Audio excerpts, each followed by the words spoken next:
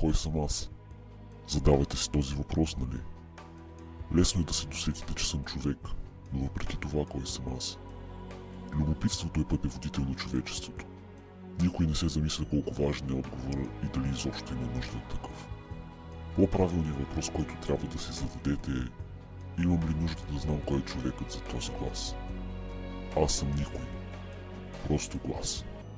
Тъй като всеки глас има име, реших да кръстя този Мизантропос. Децата в България са нашето бъдеще. Но какви са те в действителност? В какво са се превърнали? В какво се превръщат? Как се променят? Какво бъдеще може да очакваме? Има ли виновник?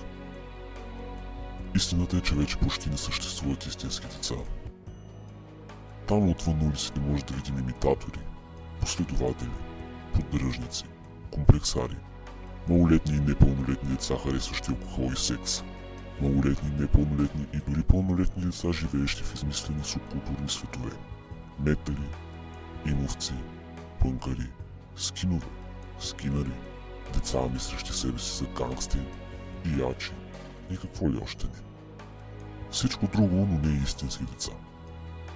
Истинските деца се срещат много рядко и вероятно са в съотношение 1:1000. Децата отдавна са спрели да вярват в детството. Сега модата е друга. Малките стават големи, големите стават още по-големи. Ще разгранича текущото детско поведение в няколко социални статуса.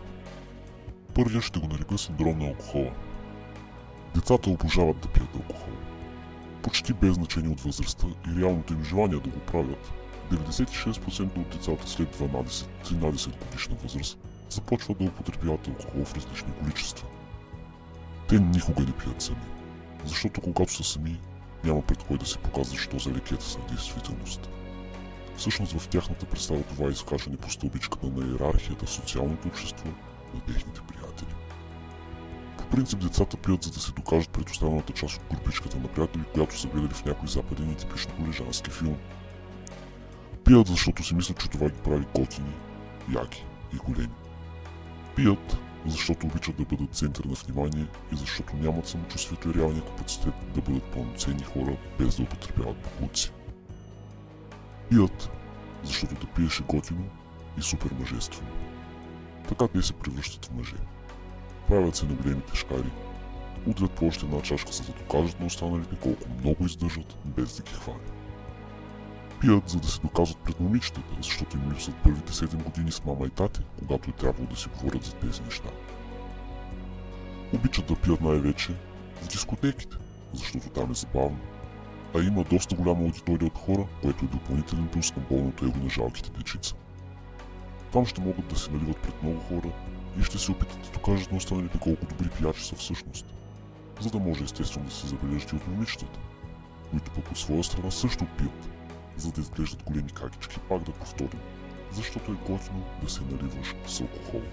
Особено известен е метода на надпиването. Започват да пият, докато не се напият всички, и на следващия ден гордо да разказват по колко много алкохол са изпили, без да ги хване.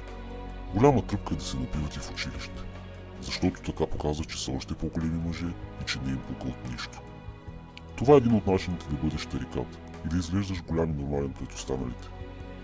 Без значение колко вреден е алкохол. Без значение, че алкохолните пари увреждат както централния мозък, съзнанието, подсъзнанието, голяма част от хормоните в човешкото тяло, така и черния дроб. Без значение, че на 60% от тях дори не им е приятно да го пият. Без значение, че това ще им разбие организма. Го правят в името на доброто самочувствие и го правят просто защото другите го правят. Да си съсипваш организма за тях е просто дума, израз и изречение. Не им пука какво рискуват, защото не знаят какво рискуват. Следва синдром на наркотиците. Разбрахме, че е готино, вървежно и иновативно да пиеш алкохол, но още по-иновативно е да приемаш наркотици. Тук нещата са съвсем малко по-различни. Децата приемат наркотици, защото е предизвикателно, защото искат да изпитат тръпката, за да се впишат в компанията, за да докажат, че могат, за да не изостават от приятелите си, които пък от своя страна може да ги сметнат за страхливци. Най-готино е да пушиш трива, защото е прието, че готино да пушиш трева. А и какъв по-добър начин, за да докажеш колко напреднал голям и стойностен човек си? 80% от децата пушат трева, защото са сигурни, че тя е безвредна и защото са убедени, че дори влияе добре на организма. Повечето от тях не могат да сметнат кой е 8 по 9, но пък Върл защитава тезата и са абсолютно сигурни в действията на тревата.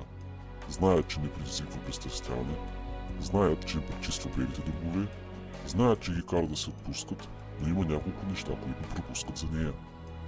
Тревата убива множество невронни и мозъчни клетки. Процесът на мислене при хора, употребяващи или употребявали трева, протича 50 пъти по-бавно от хора, които никога не се е опитвали. По време на синтеза и усвояването й в мозъка трайно се увреждат няколко части от него. Хора, употребявали трева, предразполагат организма си за раково заболяване 1500 пъти повече от хора, които никога не са опитвали. Риска от инсулт се увеличава до 800 пъти. Риска от развитие на психично заболяване се увеличава до 10 000 пъти. И все пак, според тях е готино да пушиш трева. А още по-готино е да се правиш, че знаеш всичко за нея. Не защото го знаеш, а просто защото я потребяваш. Идва ред на синдром на секса. Сега вървежно е да правиш секс, колкото се може по-рано в живота си. Има деца, които започват да правят секс от безобразните 9-10 години и вече имат солидна бройка зад гърба си на 14-15. Повечето момичета до 18 годишна възраст са спали с поне 10 различни момчета. Понякога е готино да се съревновават коя с колко е спала и кой е бил най-добрият. Но това е почти нищо в сравнение с момчетата. На този етап да си девствен е пагубно, унизително, олигофренско и женствено. Почти всички бързат да загубят девствеността си колкото се може по-рано. Най-познатата тема при момчетата е с колко момичета са спали. По някаква необяснима причина, бройката за тях е едно от най-важните неща в живота им. Винаги се хвалят с колко момичета са спали и често се съревновават с другите.